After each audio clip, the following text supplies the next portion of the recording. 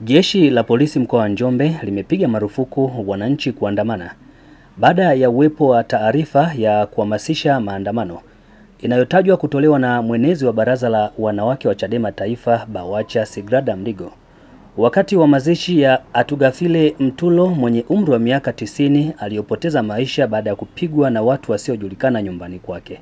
Akitoa taarifa ya kifo cha bibi huyo mkazi wa kijiji cha Igima, halmashauri ya wilaya ya Wanging'ombe, Kamanda wa polisi mkoa wa Njombe Mahamudu Banga amesema kifo cha Atugafile kilitokea Machi 2, 2025 nyumbani kwake wakati akiendelea kuuguzwa na watoto wake baada ya kutoka katika hospitali ya wilaya ya Wanging'ombe alikokuwa akipatiwa matibabu ya majeraha yaliyotokana na kupigwa na watu nyumbani kwake. Wakati wa mazishi ya bibi Atugafile, mwenezi wa Bawacha Taifa Sigrada Mligo katika hotuba yake amenukuliwa akiwataka wananchi wa Igima bila kujali itikadi za vyama vyao kuungana na kwenda kituo cha polisi Wanging'ombe kujua hatima ya vifo vinavyotokana na mauaji hususan kwenye maeneo yao. Ndugu waandishi wa habari, tumeitana hapa kwa ajili ya kutoa ufafanuzi juu ya tukio la kifo cha bibi Atugafile Mtulo.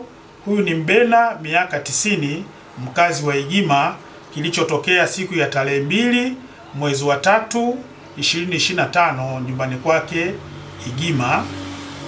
Ni kwamba bibi Atugafile Mtulo alifikishwa katika kituo cha polisi Igwachanya Wanging'ombe tarehe 15 mwezi wa 2 na baadaye katika hospitali ya wilaya ya Wanging'ombe ambapo alipatiwa matibabu ya majeraha aliyokuwa nayo usoni huku akiwa hawezi kuzungumza jambo lolote. Wanandugu ambao walifika naye katika kituo cha polisi na baadaye hospitali waliendelea kumhudumia hadi tarehe 20 aliporuhusiwa kutoka hospitali na kurudi nyumbani kwake. Toka tarehe 20 mwezi wa 2 2025 bibi Atugafile Mtulo aliendelea kupata matibabu akiwa nyumbani akiwa anauguzwa na wanaye hadi ilipofika tarehe 2 ya mwezi wa 3 alipopoteza maisha.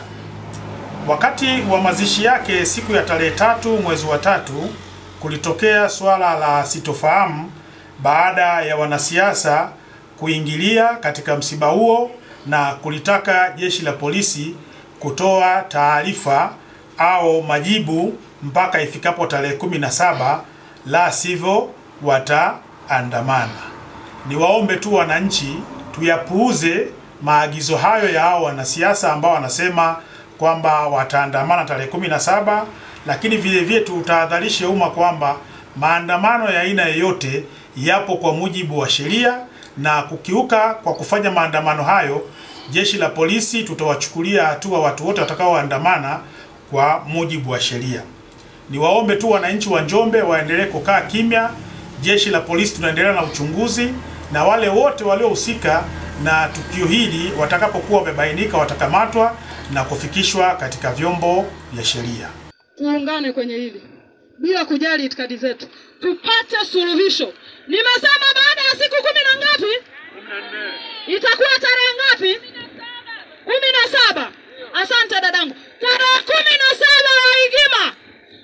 Bila kujali itikadi zetu, tutaenda makao makuu ya jeshi la polisi Wanging'ombe kuuliza hatima ya misiba hii, upelelezi umefikia yapi?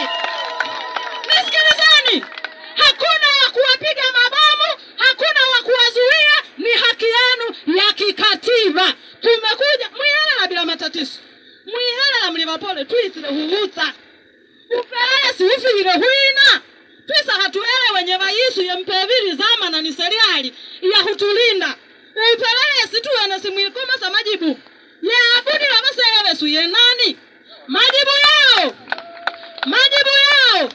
ndio yatakayofanya tuandamane au tusiandamane. Wakija kishari tutaenda nao kishari, wakijibu kibusara na wakatupa majibu yanayoeleweka tutawasikiliza. Unajua hapa duniani issue sio kuishi. Issue umeishi ishije? Umezalisha nini? Umefanya nini kitakachofanya wana Igima wakukumbuke? Yaani umefanya nini? Kuishi sana sio shida. Je, siku ya msiba wako watu watasema nini?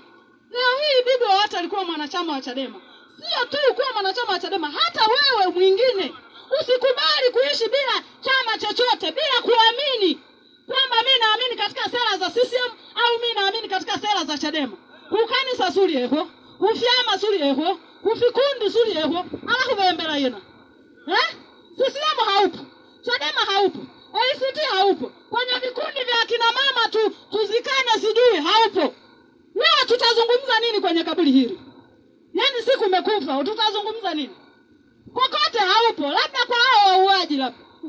Kwa hiyo tutafakari hatima ya maisha yako. Siku ukifa, watu watasema nini kizuri dhidi yako? Au watasema bala lifo lihiti kifyaveni?